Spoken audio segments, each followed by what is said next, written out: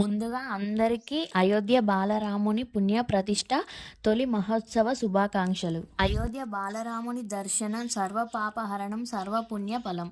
అంతటి మహోన్నమైన బాలరాముని ఇప్పటికే దర్శించుకున్న వాళ్ళు ధన్యులు. ఇంకా దర్శించుకోని వాళ్ళు దర్శించుకొని ధాన్యత పొందాలని ఆశిస్తున్నాను. కాబట్టి మనమందరం ఆ బాలరాముని దివ్య ఆశీస్సులతో ఆయురారోగ్యాలతో మనశ్శాంతితో వర్ధిల్లాలని ఆశిస్తూ అయోధ్య బాలరాముని పుణ్య ప్రతిష్ఠ తొలి మహోత్సవ శుభాకాంక్షలు మరొకసారి మీ అందరికీ. పోయినసారి ఈ రోజునైతే మేము పొలం నాట్లేస్తూ ఉన్నాం. మేమైతే పొలం నాట్లేస్తూ కూడా అక్కడ దొయ్యలను అయితే అందరం నారేసుకుంటూ ఆ శ్రీరామ నామస్మరణ అయితే చేసుకుంటూ ఎంతో సంతోషంగానైతే గడిపినామండి. ఆ శ్రీరామ నామస్మరణ అయితే చేసుకున్నాం. ఆ రోజైతే మాకు చాలా సంతోషం అనిపించింది.